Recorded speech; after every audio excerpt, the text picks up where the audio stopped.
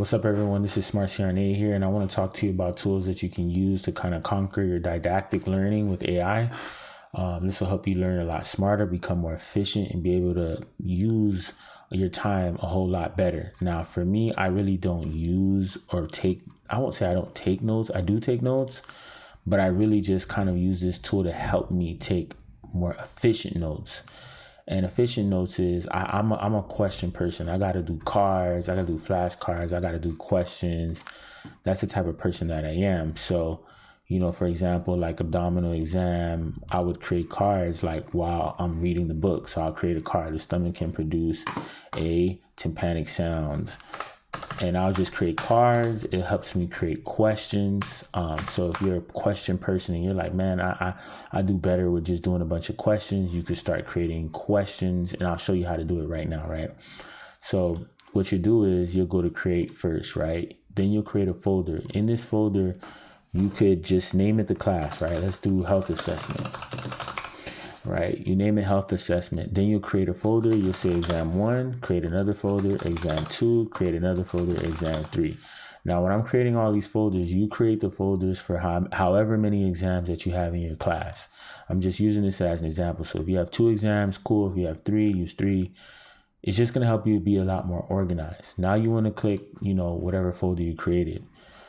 Exam 1. So if you have, if it's the eye exam or, whatever is in combination with whatever systems that you're focusing on for that exam, you can go ahead and add it here. So here you can add any PowerPoint, any book. If you have a transcription of your teacher's lecture recording, all of that you can add in here. So for learning purposes, I'm going to do the eye exam of chapter 5 of my health assessment book. Now I'm going to pop it open. And when I pop it open, I'm reading the book. Just like you're reading the book and highlighting, I'm reading the book and I'm highlighting. But what I'm doing is that I'm creating cards. So when I'm in the bathroom, I'm on the car, I'm on the go, I'm in the store, I'm hitting cards. I'm doing cards. I'm hitting that active recall. I'm getting that spaced repetition in. And that's how I'm able to score the way I'm scoring on my exams, And I think that it could make a big difference. So what you want to do is, for example, if you find something that you find that's super important, let's say, I don't know, I'm just rambling here, but let me just find something that's important, right?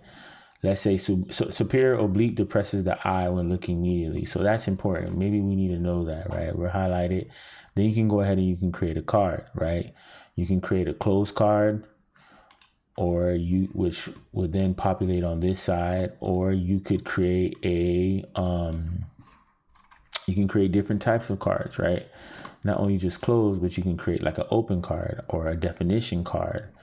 But if you want to get a little bit more advanced, you could now create questions, right? Which is my favorite part of this whole RemNote. You can go to bulk, right? And you can flip this tab right here. You'll go from flashcards to multiple choice, and then you can put the max amount you can create is 20. Now it starts creating you cards based on the information you highlighted in the book, or I would say questions. So now when you're like, hey man, how do I test myself on the material, right? Some people may use ChatGPT, or some people may use, maybe try to formulate their own questions. RemNote is just more superior as far as time efficiency, because ChatGPT takes a long time. It's not an in-place like a tool that you can actually just run through questions and tell you if it's right or wrong. So RemNote is the one that's more superior for that. So now just moving along, you can just keep going as to how you want to study your exam, or how you want to learn or create cards. I recommend just doing small portions. So if you feel like you want to create different types of cards, I prefer closed cards. You can go to bulk, create. You can change this to flashcards. And you can change the type of card you want to create. So if you want to create closed cards, it can create closed cards for you. If you want to create question cards, you can create question cards for yourself. And as you can see, it's adding to the right side. I'm just screen recording, so you wouldn't be able to see it completely. If you want to create multiple questions, you find that important. You're like, hey man, that's important. You could do multiple choice quiz.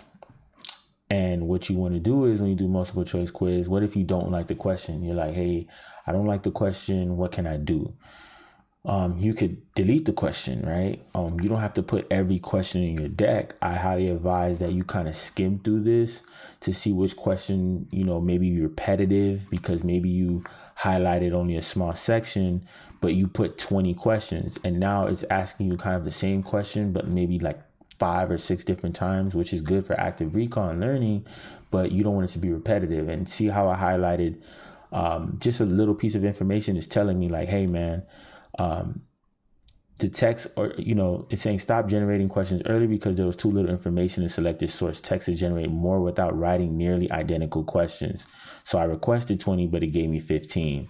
So you can go through that and just unclick it like, I don't like that question, or I don't like that question. And you're like, okay, I like those questions. And you could just change it based on the style of card that you want, right? You can go to flashcards.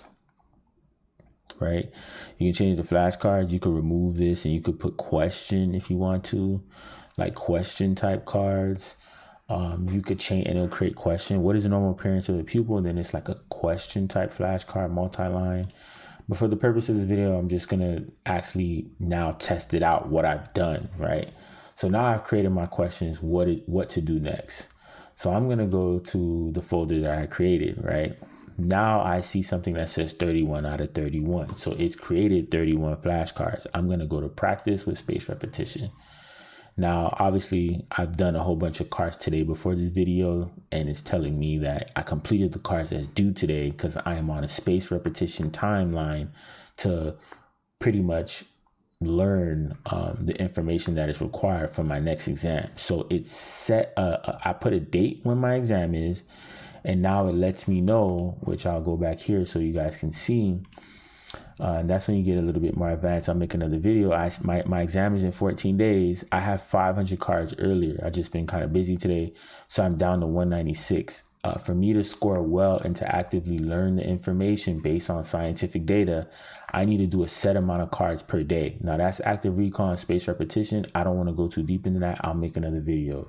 But that's why you're seeing that alert that it's saying there. So what you want to do is you want to go to practice with spaced repetition. I'll say practice new cards. And now these are the cards that we've created.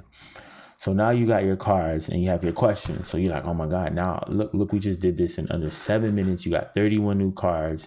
You got a couple of questions. Now you can just get straight to studying. You don't got to spend 3 hours writing these cards out. You get straight to studying, right? And now you're like, okay, I got this right, but now how do I know if it's right? I didn't understand the question. It gives you a rationale here, right? It tells you if you're like, well, I want more information. I feel like that wasn't enough. You can say, tell me more details, right?